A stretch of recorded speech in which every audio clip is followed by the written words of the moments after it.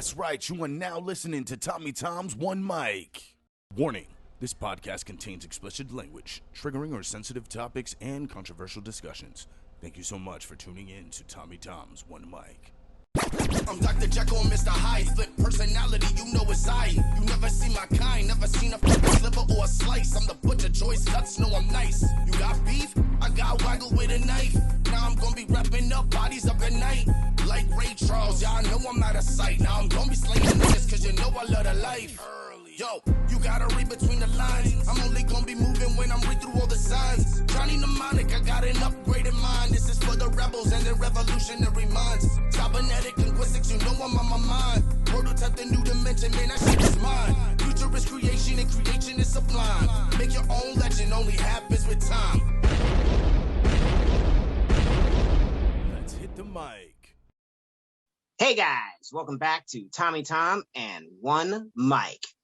And today I have, well, what can I say? Someone who I'm kind of getting a little jealous of because I see that they're working out every day. I've been following them shortly. And say it was a connection from one of my previous guests, one of my good friends, Mr. Matt Hudson, introduced me to this man. And, he said he wanted to get his story out. And I myself, I love a good story. Now, this man is, of course, been a Nordic skier for 4 to 5 years, but that's not the unique thing. No, folks, the unique thing is he's black. No, I'm kidding. That's not it. It's a unique thing, of course, but no, he's not just a Nordic skier. He's a Nordic skier who suffers from spina bifida. And I hope I said that right. Yes. Yeah. Okay. All right. But folks, I'd like to introduce you all to Mr. Kevin Burnside Jr. Say hello to the people, Kevin. Hi, how everybody's doing? But yeah, as I stated, Mr. Matt Hudson kind of linked me up when you had put out that you wanted to share your story. Now, a little backstory for you. It took me forever to get Matt to come onto my podcast because he always had some little excuse or something that he had to do for it just to push it away. So the fact that he actually clicked somebody else, such as you, to come onto my podcast, I was like, all right, I gotta check out. So I reached out, to be fair, I have done my little, I guess you could say Facebook stalking, to get my own information, little updates and all that, just a little note. That's how I know you're always working out. I believe, first thing when we find messages like, yeah, I'll listen to your podcast when I go to the gym and all that. Yeah. So it's safe to say you do not feel hampered at all by what life is throwing at you. No, not at all. Not one bit. No. And now, you were born with spina bifida? Yeah, I was born with that. A very rough growing up with it, honestly. With bullying, trying to play sports with other people. I couldn't play like everything with like everybody else did. I couldn't play football like I wanted to. That was the one major sport I wanted to play and I couldn't. But I did play basketball all the way up until I was 14 years old. Then I switched to adaptive sports.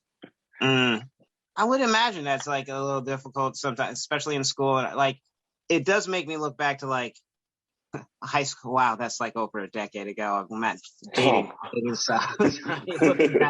look back at it and all that, and like those are the things maybe as kids we didn't take into consideration a lot of times of how maybe we took for granted our ability to do certain things, and then we just never thought about how maybe somebody else, such as you in your position, would be feeling during those. But yeah, I can imagine. I mean, I always joke, if my high school actually had a football team, that would have been the sport that I played. So they didn't. So my sporting career ended, right there after T-ball. Oh, okay. So once again, you already, show me up in the motivation aspect of all of this. So thank you for that. Thank you, Kevin.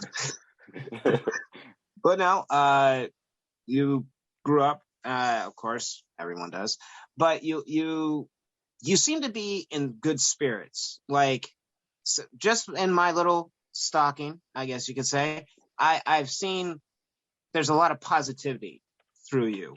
So Try to. it could be said that, like, you know, you had to go through that bad to just find this kind of good place that you seem to be in right now. Ooh, I don't know. That's a hard one. That's a hard one. Yeah. Hey, look, for most people that I've been talking to in this new year, it seems a lot of people are in this little fog and like depression thing. Like 2020, I think changed a lot of things for a lot of people. I think it was like around the past couple of years not being able to do anything at all. Like, and now getting out of my funk that I went through the past 2 years and the beginning of the end of last year, the beginning of this year, and I'm just like, all right, the end of last year, I just said, okay, I'm just gonna get back into my training, I'm gonna get back into everything I needed to go do, and little by little, it just started going. I started going working out more. I started being more active, and I just had to look at the positive outlook instead of the negative, what I wasn't getting out of my sport. And of course, as I stated up top, it's Nordic skiing, which you've been doing since 2017. Yep, 2017. 2017. Now, you know, I joked, of course, you know, black guy skiing and all that, but let's face it, like what I guess got you to choose that lane? So back when I first lost my left leg, my amputation, I lost them 2 separate times. Back in 2012, I lost my left leg, and it got brought to me that, and they were like, "Hey, you should try this out." Tried it out. I had a recruiter come to me saying, "You should really get into this sport. You'll be good." It's like, no, I play wheelchair basketball. At the time, I had a wheelchair basketball team asked me to go play college for them, and I was like, I was so focused on going there, and I'm like, all right, let me try this out and see the route about this. It didn't work out. It didn't pan out. And I'm like, all right, college. I didn't end up even going to college to play wheelchair basketball at all. I just told them, no, I just played Division III basketball. And from there, just instead of playing basketball, I lost my other leg. Same situation came about. I was up at Citrus Rehab in New Hartford, New York, and one of the therapists I asked them, was like, hey, can I try skiing again? He's like, are you serious this time? And I'm like, yes. And it just went on from there. And it's just, the journey's just been, it went from like so high that you're like, wow, you're like, then it just went, the COVID hit, just back down. It's just like, I'm starting from scratch, it seems like, all over. You know what? I think that was for a lot of people and stuff, but, you know, going from basketball to skiing is a big, like, let's just be blunt. I personally think it's a lot scarier. Like, I know I have a planned trip to learn skiing with Matt Hudson at some point to go up there. You should try it. For a little it's thing. fun. And it's, for me, it's like I couldn't even rollerblade. Like, you know, the little roller rinks when they had like the 4 wheels for those. I was busting my ass the entire time. Me too. I still tried. It just never worked for me. So it's like, but now you're doing this, you're going up in height and you're going down, and it's really just momentum, and you're just controlling that. You know, you're a braver man than me. Honestly, it is momentum, because like when I see the years that I was doing it, the momentum I was going in, I was doing great, doing good, focused, and just the year COVID hit and everything just hit all at one time. I'm just like, wow, that can't happen to me.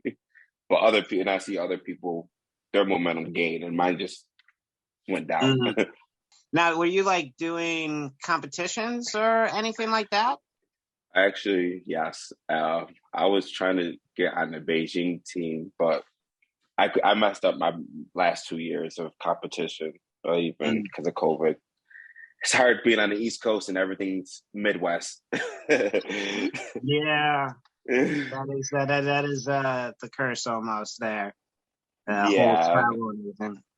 And not having sponsors like that, and or even having sponsors, and even them not being able to do anything because they're not doing what they're for their job. So it's always like, all right, I didn't have what I needed to do to go compete. I only could compete here in New York or anything up the East Coast, and it's really nothing here.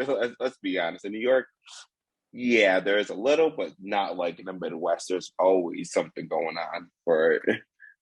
We have the places, but we don't have like the abundance of the competition, or like Yeah, it doesn't. It like I always hear that there's plenty of good places to ski in like New York and all that, but like yeah. it doesn't seem like we utilize them in that We way don't. We're not. to make them bigger. We're not skiing competitive Mm. in New York. That's how I look at it. We're good at other sports. Skiing is not one of them. Like we have our skiers, but then it's like okay, they take it and they go out to where they can do Mm-hmm. so much here, and that's how I think that's where I'm at right now. In my first 4 years looking at it, I'm like okay, where I want to be at, I'm not where nowhere at it. So I'm like I might have to pick up and leave and go somewhere for skiing for Mm. at least for the winter months, I say. For the peak months, at least, Yeah. just get out and do that. I mean, like, how did the competitions like go with that? I guess like I look, I've watched the Winter Olympics, but I'd be lying if curling. It wasn't really for mostly curling or something like that. I'd be lying. Okay, it was a very popular thing in our college house for Matt and me. Really, curling? Yeah, curling. There's just Wow. something about I tried it. it. I was just like, oh, this is weird. There's adaptive curling, and I actually tried it once. Oh yeah, how'd that go? Yeah. Not too good. I just didn't qualify. Didn't qualify because of my disability. Because at the time I walked, and he had to permanently be in a wheelchair. So, like, yeah, I couldn't qualify. I wasn't too qualified enough at that point. Then they switched the rules. They switched the rules maybe a year or two later, and I'm like, I don't even care about it at that point. Yeah, that's gotta be like I've worked at certain competitions, like when I was in high school for like charity and stuff like that, and it was always interesting. I guess the rules and all that, because everyone's in a different place Right. generally, dealing with something different. So it's always Right. like interesting to see how they kind of balance it with everybody. They try to. They try. It's especially skiing is one of the toughest. Well, Nordic Paranordic is one of the toughest. And adaptive is one of the toughest sports. Now, what is, I guess, since it's Nordic skiing, what is the difference between, I guess, just regular skiing? To me, downhill skiing, you're going down, and Nordic skiing, you're doing more like endurance. It's more endurance, honestly. It's like cross country running, basically. Just okay. That's a better way to explain it, honestly, for anybody that doesn't know. It's like cross country running. You're basically doing the same thing. You just slapping skis on now. And necessarily, you're probably going to be doing almost the same trails too, depending on where you live. Because if you live in a small area, those are back country, cross country trails that you do cross country running on sometimes. So it's pretty interesting.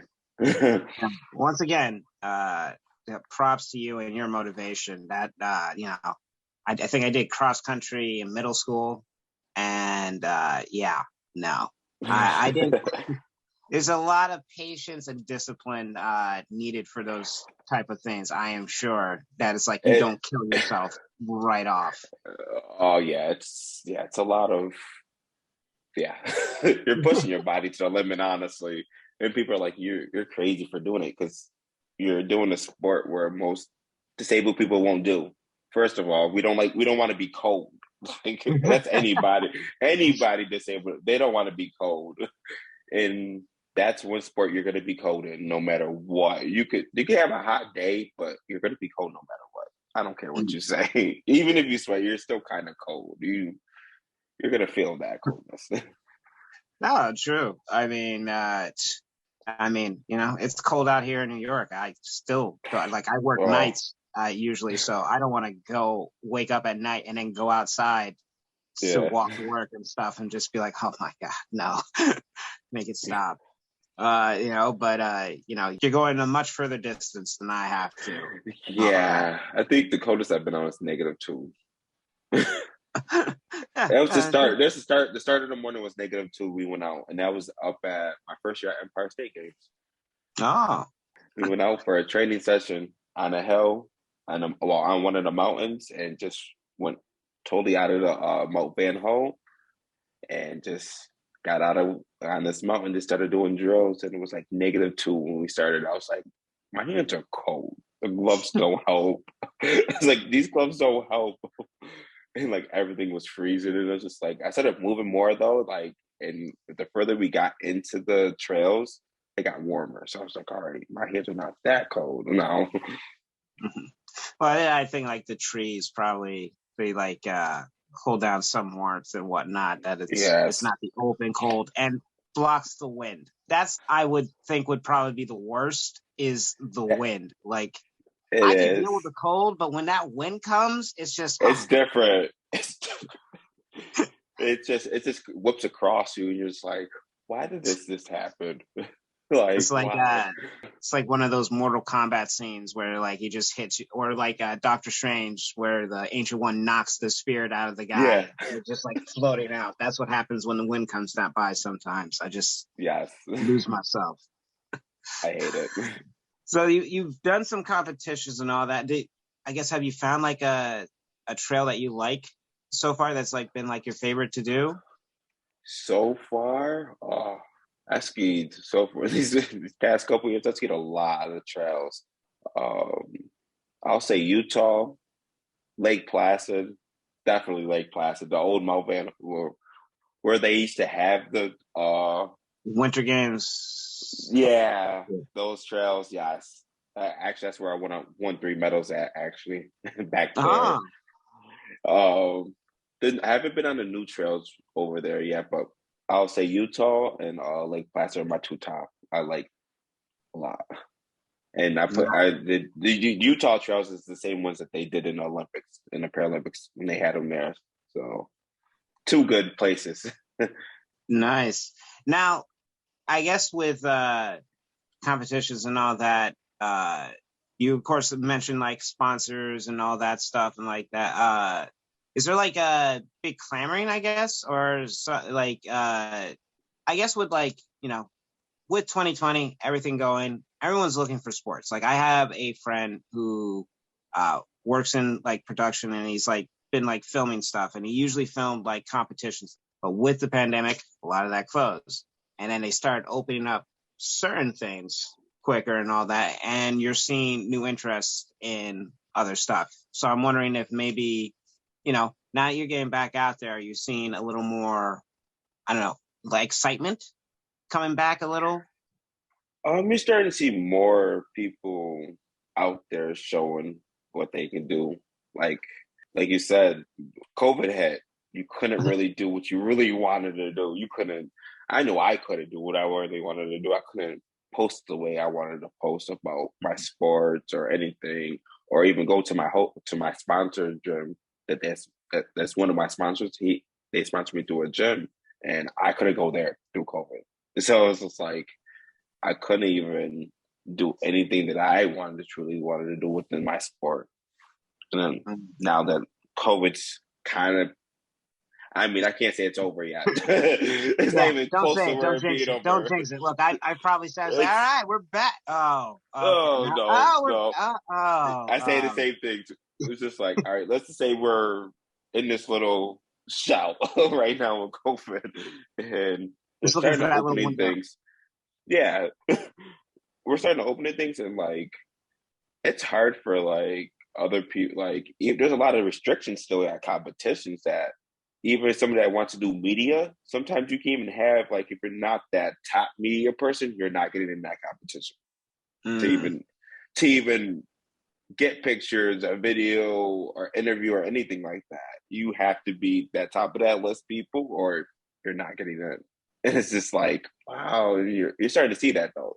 And that's with a lot of things. I can say from like stand up, I know I started like 5 years ago, and one of the weird things, like when I first started, that I noticed was like sometimes, like if it was like online or something, like they would be posting mics, and you would see it.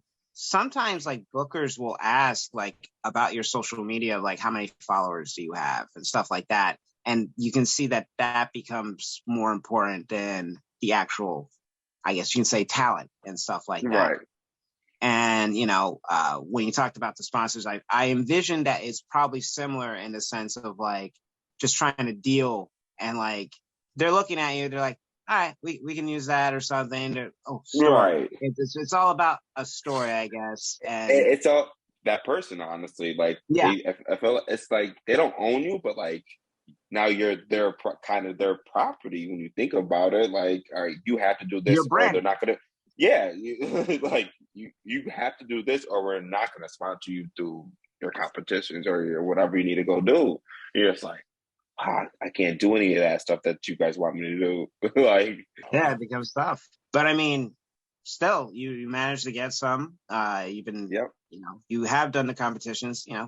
And I think everyone went through that kind of like depressing page. And usually during that, I always told people the best way to get out of it is to do something.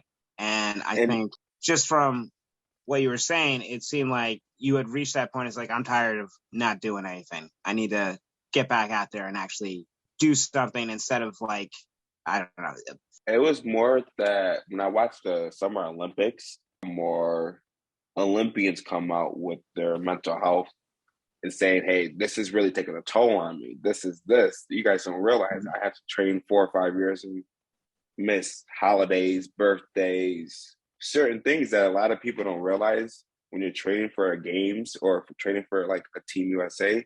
You're missing your family on holidays, birthdays, all these things that does take a toll on you at the end. Come those 4 years, you're like, wow, I missed so much, and you want to get it back, but you can't. Yeah, it's the sacrifice. It's hard. It's a hard sacrifice, and a lot of people are like, my first couple of years of training, I was training, and I was literally waking up, training for a couple hours at one gym, breaking for an hour to go eat, go train for another hour, a couple hours at a different gym, and just doing a cycle every single day. It was just a nonstop cycle. And like, but if you want to get to that spot, that's your cycle that you do. You got to take those type of sacrifices. You got to not have fun with your friends. Like, hey, do you want to go out tonight? Oh, sorry, I can't. I gotta do this dry firing for biathlon for a couple hours, or I gotta go ski on a erg. I gotta do something. They're like, wow, you can't have fun. I'm like, there's no fun. There's fun. Like, this is fun. This is my fun. Like, this is a job, basically. You may not be getting paid for it right away, but it's your job. You're working your way to get to something. Like I said, my best relation to it would be the stand-up and doing this podcasting. There's plenty. I'm sure you get the. I don't know if you remember the old Bart Simpson of "You used to be cool." That yeah. You used to be cool. That kind of thing of just like, I don't see you anything, and then some people are like, oh, what, you don't like me anymore, and it's like, no, it's not that. I'm just I'm taking care of what I need to take care of, so that I am a better person. I'm in a good place. Yeah, people don't understand that. No, especially when you're on that type of level and they see you like, oh, he thinks he's better than me now. I'm like, it's not even that. It's just I'm that focused on my goal, and I don't want to be interrupted.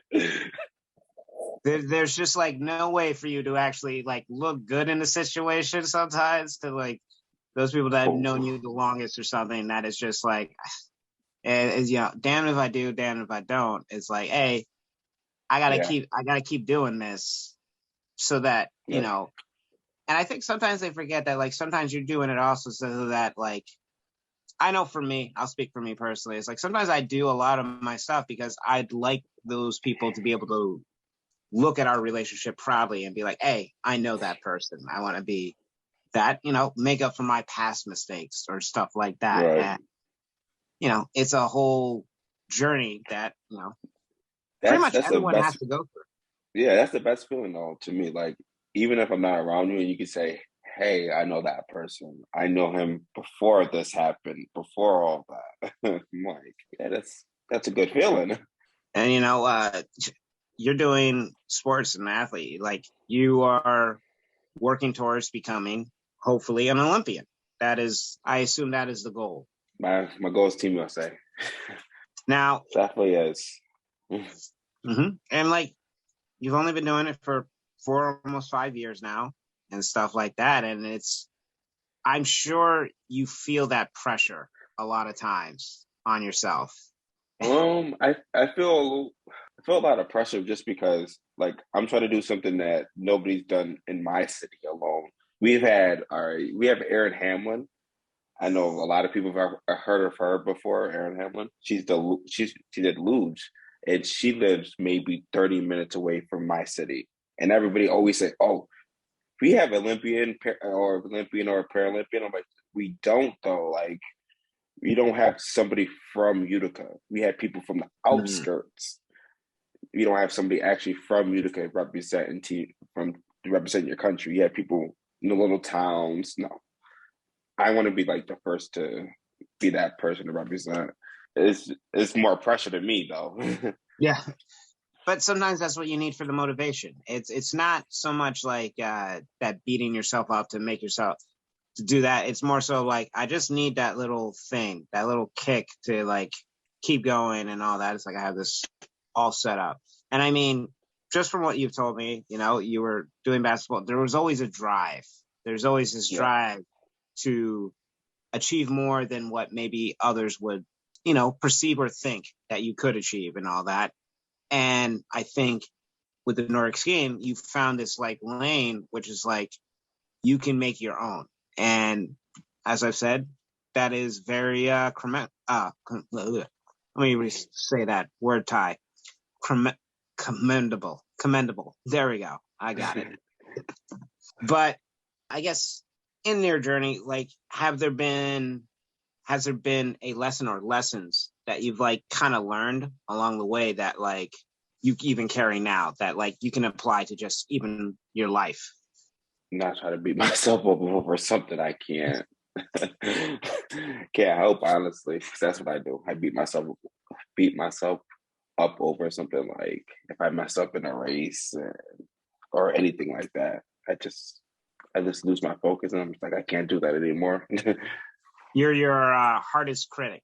Oh yeah, big time.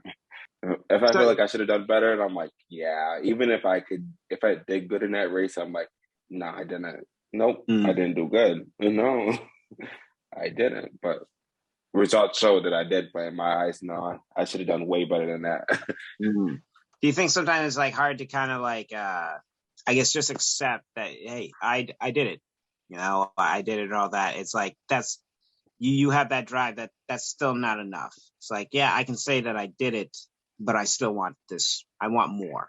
Yeah, I think more like even when I won my first medal, like I didn't even expect it. Like they called my name and I looked and I was just like, wait, did they call my name? And then like when they put the medal around your neck on the podium and everybody's like the picture that they took, they're like, you still seem so shocked that you won. I'm like, I kind of was, like, 'cause I wasn't expecting that. And they're like, really? I'm like, yeah, it's like, it's when you're racing like that, I'm not thinking like, oh, I got a medal. Like off the top of my head, I'm like, oh yeah, I got this medal. Especially at the race that I did. And I'm like, nah, I didn't do too good. I know this person's got it before me. And I'm like, okay. And then when they started saying stuff and thanking all the sponsors and everybody, and they said my name, and I was like, I was just like, I sat there for a minute. I'm just like, I looked around and it's just like, wait, did he say my name? My name? Right. It was just like that. They're like, Kevin, go up. I'm like, oh, okay. Oh, me? I was like, oh. And it's just the picture was so funny because it's just like, wow, I won. That's dope, man. But we're going to take a quick break. But when we come back, I want to get more into actually Kevin Burnside. I want to know what you do for fun and all that. Like, look, we've covered a lot of the skiing and all that, but we need to get to know who you are. You know, I mean, you're not just the Nordic skier. More to the story and all that. So we'll get into that right after this. And we're back. Hope you guys have all been enjoying my conversation so far with Mr. Kevin Burnside Jr., Nordic skier extraordinaire, gym enthusiast, and currently my envy for how motivated this man clearly is. But we've talked a lot about the whole process of becoming, an Olympian, a skier, all these things, his journeys, all the work and all that. All work and no play, though. Kevin Abdul boy, So, I don't want to shy away from, your career and all that, but I do this podcast mainly to show people who this person is. And I don't want them to just think, oh, okay, he's this guy. Wow. No wonder he's just all business and all that. No. I know if you know Matt Hudson, there's got to be a fun side to you. Also, yes. I'd like to share with people as well. So when you're not training, when you're not getting ready for, competitions and all that, what do you like to do to kind of like ease your mind and not, I guess, de-stress? Oh, de-stress. Oh, man. Played a lot of video games. I like playing a lot of video games, hanging out with people, listening to music. The crazy thing is, crazy sounds. I do like watching skiing videos. Like to de-stress, I can watch a skiing video. It's funny. Hey, look, I watch stand up, so it's like I feel you in the same way where it's like I'm out, but I'm still listening. Yeah, right. I just I can go in there and pop a skiing video in, but no. I do like going out, hanging out with people, friends, family. Now, you did say video games, so what are you playing? I'm not, but all my friends play video games. I'm like the old man who's like, what does you play? How do you play this game? I play Fortnite, Call of Duty, football, basketball, simple games. That's about it. I freak with those a lot.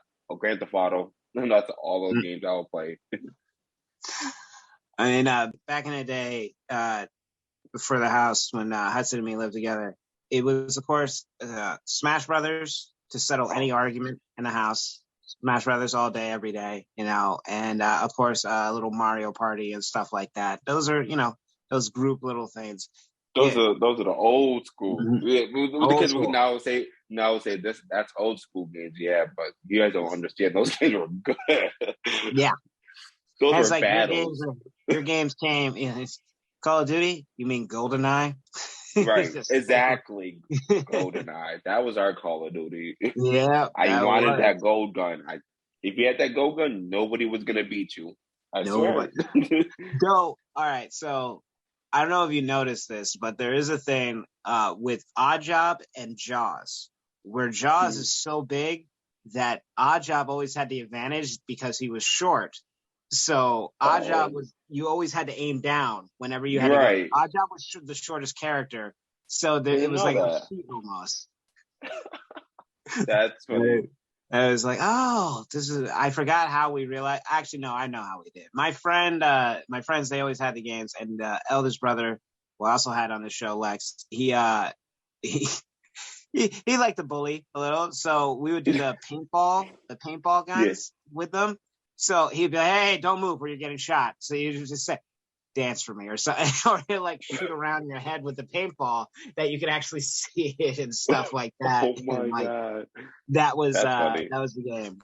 But you also mentioned music. What are you bumping right now? What are you listening to as you train? A mixture, a lot of music, honestly. Sleepy Hollow, a lot of that. A lot of rap music, a lot of hip hop, motivational stuff too. At the same time, like a motivational speech will play inside my headphones on my playlist. So I got a lot of that. David Goggins, his stuff. I could pop in and put on my playlist and just keep going. Yeah, I'm just like, all right, it doesn't hurt anymore. You're screaming at me in my ear like that? Okay, it doesn't hurt. So it's a clip, I think, on the Joe Rogan thing where he's like showing him just like jogging in the rain. He's like, quitters? I quit. It's like, right. Yeah. And I think if you need some motivation, you just, plug him in there. That's like a personal drill sergeant for you to like. He wasn't he a drill sergeant or something in the Marines? I want to say. Yeah, and I'm just like, I'm like, one of my buddies like, hey, you should listen to this guy one day, and I popped one thing in and just like started downloading stuff, and was like, he's actually good. Yeah. I digress. You said the music and all that. How much of these like side things, like I guess, kind of ease that pressure for you sometimes? Like just like having that little reminder that I have a life outside of this. I do have these other things I can enjoy, and sometimes I think me this year not competing nationally showed that, like, oh, I really do have a life outside of this, like, and it immediately like bring that back. Like, I'm just like, oh, I didn't compete at nationals or any series race within the U.S. amongst everybody else that's trying to go to Team USA, and the same thing I'm trying to do. And I'm like, I guess I needed that. Like I think everyone needs like little breaks. Like I took a little break from the podcast, and well, yeah, I didn't really have much of a choice with stand up since I'm upstate. I'm not in the city. Even there, it's like traveling down to the city and doing all that. It's just it's a money, hectic thing. too much money sometimes, and it gets expensive. A lot of people don't realize it. Well, here's the thing. So we brought up the friends and all that. All right, this is what I've realized, but my friends don't realize. And so I don't drive. All right. I've made some bad decisions in my life. I'm paying for them, but I'm cool with it. It's you live, you learn. So I don't drive. And to take a cab to my friend's house and back costs the same it would cost me to go down to the city on the bus and back. What? Legitimately. It cost me. And my friend lives like 20 minutes away. So just to take the cab to go down. And they always get like they want to come get me, but then it's like, oh, we got to bring it back too and stuff like that. So it's like, I'll get the cab and all that. But it's like, after a while, it's like, hey, am I going to spend like $60+ to just go down to see you guys? Right. Am I going to spend it to go and do something a little more? Yeah, it's, weigh it out. But, it's also good though that you do kind of have those moments of like those little reflections and all that of like, sometimes in chasing a career, chasing a goal, you get almost too serious and then you stop enjoying what actually made you enjoy it and stuff like that. Like, and I think that's what it was when like COVID hit. It just, I was like, I don't have a purpose to do this no more. Like, and it was just like, what am I doing it for? Starting to see other things happen, starting to see other people make teams that I'm not making, and I'm just like, all right, now what am I really doing this for? Like, if I'm not making a team every other year or every year, why am I even trying to even make the ultimate goal? Like, but then I'm just like, all right, it's can't almost have that. like you have to change the goal from, I guess, what most people would consider success to almost enjoyment. Like, you can get all that success, but if you don't enjoy it, right, what's the point? Then it's just like hollow and stuff. Like, I often like compare it to like trophies. So many kids, they get all these trophies and all that, and you're excited to have, but eventually it just sits on the shelf, kind of collecting dust and all that. So then it's really the journey to get that. So you have to make the best of that whole journey and stuff like that. So I'm glad I think we all have to kind of hit that kind of rock bottom, that little depression pit sometimes, to just kind of like. I think I hit it. It's just like, it'd be hard. But it's the build up after. And like I said, I seen you and all that. Maybe you should start your own David Goggins thing. You can just start yelling, motivations while you're working out and stuff. Start your own thing, but have fun with it. But I mean, like, right, just kind of living more so in the moment, not to focus on that future. And I guess you've kind of learned it yourself that like, if you kind of just stick with it, something will happen. You had the opportunity to get into it earlier. And everybody keeps telling me like, it's a process. Maybe this is not your time. I'm like, no, but it is my time. They're like, maybe it's really not though. Like, how not? Like, there's people that start skiing a couple years after I did, and get on teams. And I'm like, I've been doing this for a couple years before they have, going at all these things. They're like, maybe it's truly not your time yet. Like, just trust the process you're going through. And I'm like, it's like, okay. I was like, another 4 or 5 years until the next games, I guess, right? They're like, yes. They're like, you can make any team that you want within those years. I'm like, okay. That's it. It's like that old saying, what is it? They're like, one door closes, another opens. There's always going to be opportunities and all that. Just for yourself, you're in this unique position where you're you. Nobody else is you. So you just take advantage of that and you just go out there and you do it. And yeah, some people aren't going to take notice of that, but other people will. And it's just the best happens. And it's not so much being focused, I guess, over focusing too much on that one goal. I think that's what I was. I think we all do it. We all do it as kids. You think like in high school, it's like, I got this goal. This is what I'm going to do and all that. Then, I know I went to college and it's like, what am I doing again? Oh, it took me, through most of my 20s are pretty much just like a blur of like disaster, essentially, for me. And it's just like, all right, I had to go through all that to finally like get it all together and find something. And I think if like a lot of people know me where I was like 10 years ago, you could have told me, hey, you're going to be skiing. You're skiing against Team USA people, the development team from Canada. 10 years ago, you couldn't tell me that. Heck no. I would have been like, you're funny. You would never catch me on snow. I would not go outside and do anything like that. And everybody's like, you came a long way. Look where you're at now.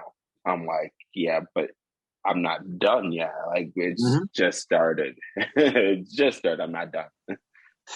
It's more so they say that, and it's like, hey, it's not that I'm ungrateful for where I'm at and all this stuff. It's just that I know I can do more, and I'm gonna do more. Exactly. It's a patience game. It's always a patience game, and any kind of like career goal that you have and stuff like that, which is my patience is not good with that. Nope. It is, I want it right there and then. Like, hey, I'm working, putting the time in, effort. Like, why can't I get this outcome? But I'm understanding it more and more now. Now, I guess in your training, do you have like a strict diet or stuff like that you kind of like follow? Oh, honestly, yes, but I don't follow a strict diet.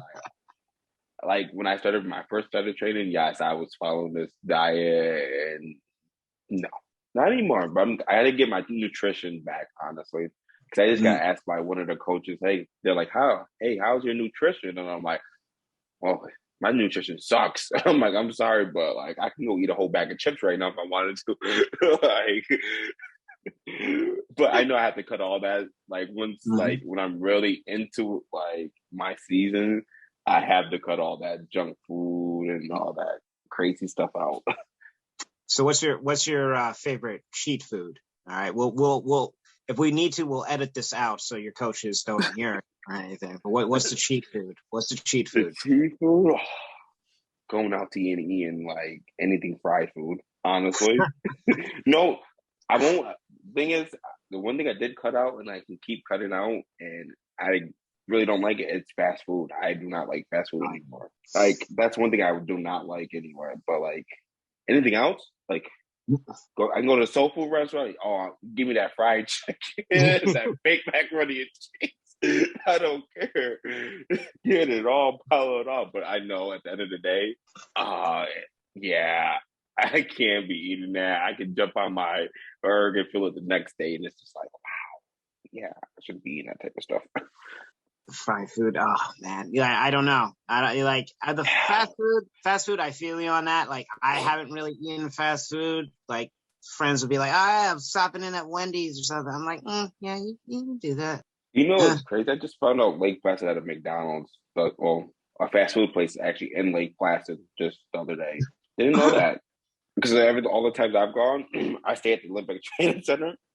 You don't get to see none of that stuff. You're like, you're eating this food and this food only. It's just like, and it has your calories and everything on there for each food. And we go to the town, but you see the little main street. That's all we see when we go to the town. So we're like, you guys don't have a McDonald's, no fast food here? And they're like, I'm like, yes, you guys, you have to, right? And It's somewhere. It's on the outskirts. Yeah, in the outskirts. I was like, wow, we actually really do have one. But that's where it's at. It's far away from everything. Mickey D's, Mickey D's was, it went downhill. It's, though, I always think of Demolition Man. It's like, all right, Taco Bell's going to win? Okay. Well, we already know. We know. Yeah, I don't like Mickey D's. Nah. If I'm going to have something, I'm probably having Wendy's. Yeah, that's usually like the one. It's like, all right, if I'm going to cheat, I'll have the Wendy's Wendy's. or Burger King. Wendy's or Burger King. I can eat a whole Whopper. Come on now. That's it. I'm just going for the specialty there. Yeah. And it's like, yeah. But the food, that's where I lose. That's where I lose right there. That's why I can't be a professional athlete. I can't do it. It's like the sacrifice. I will admit there was like a good month or so. I was probably buying a cheesecake for myself from the bakery, just being a complete fat ass. Just I would go there to get a BLT with like a little salad with it. And every time I walk in, I look to my right, there's the cheesecake thing. I just be like, oh my God. And I was like, nah, I won't do it. And I did. And then I was like, you know what got me? They had a cannoli cheesecake. Ooh. And I was like, oh, yeah. What? I love cannoli, so like right there, you got me right there. I was like, wait, I'll buy that. Oh, well, who's this for? Me. Can I just take the whole sheet, actually? Yeah, this is something. Don't worry about it. Like the little things, that would be my treat. So, once again, more props to you. You have to stick with the diet, be a little healthy. I'm sorry that I just probably screwed up. I don't care. Don't worry about it. I try to keep my weight at a certain spot and eat what I need to eat. Oh, look, mine is definitely a lot better. Like I've definitely cut down to like the 170 range now. I do like, there was a point probably before I started doing stand-up that I was like at 200 that I was like, all right, I've lost this 30. I'm good. Make fun of my friends now. And it's like, hey, how'd you lose the weight? I was like, I went on this amazing diet. It's called depression. It worked wonders for me for a little while. It actually does work wonders. Sometimes you don't even want to eat. I mean, when I'm depressed, I don't eat. I'm just like, yeah, whatever, I'm gonna eat today. Like if we depressed about something, yeah, your focus is elsewhere. But hey, like I said, much props to you for everything that you do. And usually towards the end of these, I like to give the person that I'm interviewing a chance to kind of promote anything that they're doing, anything that they're working towards, or any social or anything that if people wanted to reach out and show their support towards you. Yeah, if you want to show support, you can go to my Instagram. It's Kev Burnside Jr. I post all my competition, my workout stuff on the stories. I post daily on my Instagram, so you can go check that out. And I want to thank my sponsor, Fitness Mill. They're my proud sponsors. I get to go there and use their gym anytime I want to. They sponsor me through all my races. Dope. Tell you what, I'd probably be in the gym a lot more often if I got a sponsorship. Note to anybody listening. But no, greatly appreciate that you came on. You came on to the show. And guys, as always, thank you once again for listening to Pod. If you have found this pod, hey, hit that like or subscribe, or share wherever this video is available. Or I'm sorry, this audio is available to. And of course, if you guys like to be a little more intimate, like to talk to me a little more, you guys can do so at TommyTomP88 on Instagram and the TommyTom88 on the Twitter. Kevin, once again, as I was saying, thank you for doing this. I'll give Matt Hudson a shout out. as well. Yes. I know he'll be listening to this episode, definitely. You better. Right, you better, Matt. But no, it was great talking to you, getting to hear a bit of your story and everything. And, Nordic skiing, I didn't know there were like other levels to this, and I'm like really afraid now for when I actually go up there to do this skiing lesson and everything. I don't know what. Make sure he takes you in Mount Van Hold to do cross. Oh, I know he is. I'm looking forward to that. Hey, maybe if you're up there or something, maybe you can show me the ropes a little too. We'll see. Oh, sure. Never know. Never know. But guys, thank you for listening, and we'll catch you all next time. I'm Dr. Jekyll and Mr. Hyde. Flip personality, it's I. You never see my kind, never seen a sliver or a slice. I'm the butcher, choice cuts, know I'm nice. You got beef? I got waggle with a knife. Now I'm gonna be wrapping up bodies up at night. Like Ray Charles, y'all know I'm out of sight. Now I'm gonna be slaying niggas, cause you know I love the life. Yo, you gotta read between the lines. I'm only gonna be moving when I'm read through all the signs. Johnny Mnemonic, I got an upgraded mind. This is for the rebels and their revolutionary minds. Cybernetic linguistics, you know I'm on my mind. Prototype the new dimension, man, that shit is mine. Future is creation and creation is sublime. Make your own legend, only happens with time.